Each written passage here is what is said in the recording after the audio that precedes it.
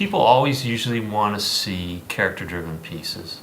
I mean, it's got to be a good story and fun and a cool environment and everything, but they want to be attached to the character in the movie. And they want to see them change. They want to see them change, and it has to be an interesting, something they want to hook up to for 120 minutes.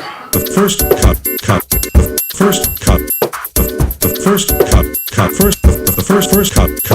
I'll just teach you simple cuts to start with. Oh, fuck. Forget that. We got... Cloverfield. Yeah. Well, so why did you make me look at it if... I figured you were running the interview. Chainsaw Stitt, man. Yeah, but it's not an interview. It's a conversation. Here's my story of Clover. You got to change. So first of all, Cloverfield. Right. Basically, a wonderfully structured little movie. Godzilla comes into New York, much in the same way Godzilla was inspired by Hiroshima and right. Nagasaki. This is inspired by what happened in 9/11. This is the American monster tale in Manhattan on New York soil, right. on U.S. soil. This monster comes in, and our hero has to go try and save his girlfriend, who he couldn't quite bring himself to express his love, and she's 40, 50 blocks uptown. Right. And when they get there, buildings collapsed, right. and it's a whole disaster. Found footage element, this video camera.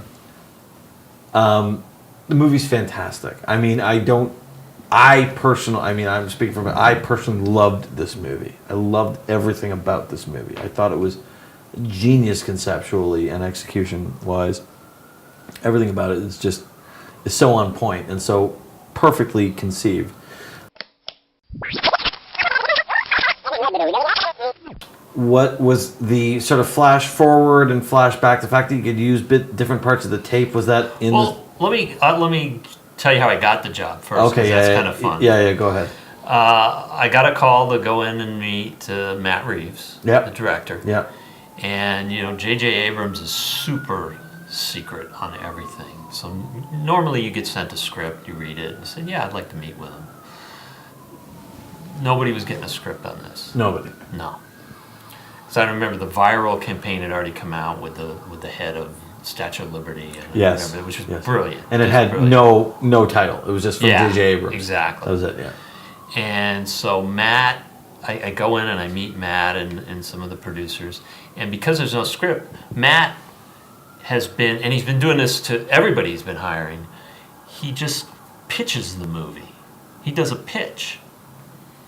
And by the time they got around to interviewing editors, he'd probably done it 100 times. And he was really good at it. I was ready to write him a check for it.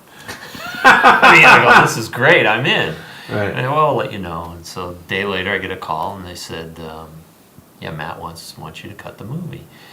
And then, but I knew the concept, found footage and everything, and I started thinking about it. I said, the art of editing is cutting around and coverage and getting to where you want to be within the coverage. And I realized, I said, well, these are like one shots. These are oneers.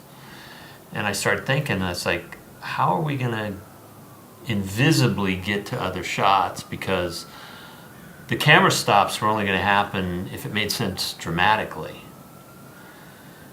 And I started getting a little worried. And so I called Matt up and I said, I want to do the show, but right now I only have like a handful of tricks on how I'm going to get you to other shots. And he just said, "You're going to get more tricks. You'll figure it out." So what were the tricks that you employed?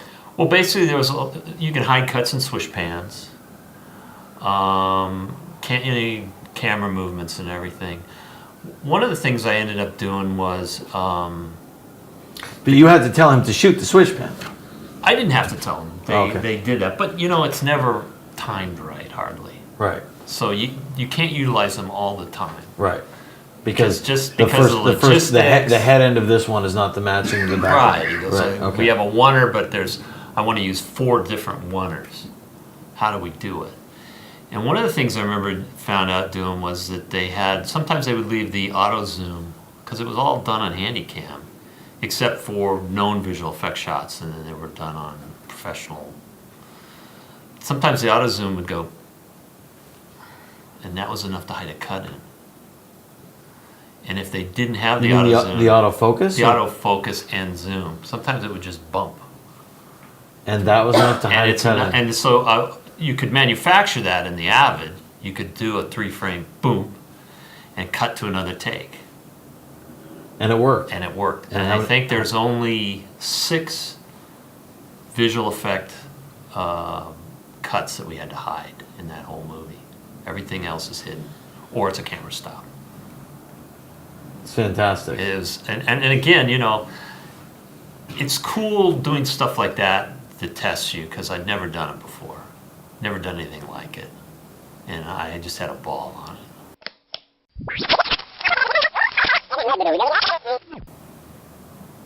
And did you have an original cut that was much longer? Because it's pretty taut. The original cut was 84 minutes. Oh. Matt's cut was 74. And then And then there was sort of where I go, well, is there an official length for a feature film? Well, I think it's 70. There isn't. There isn't, okay. The only length requirement was through some kind of cable markets that they'd already pre-made the deal with. And so we were about 9 minutes short, so we have a 9-minute end credit sequence.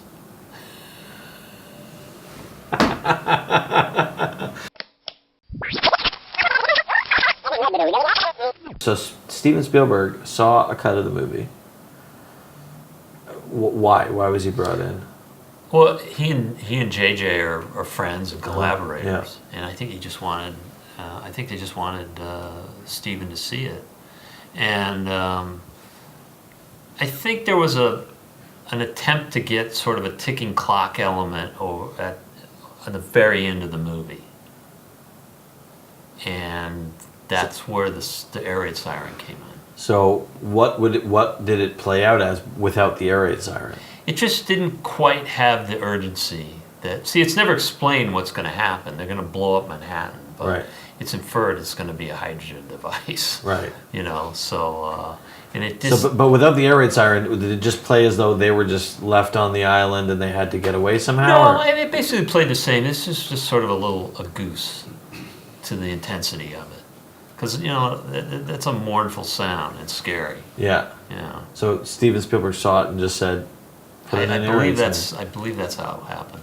Yeah, because it is so essential. It is. The minute you see that, You know exactly what it is. It's related to Cold War.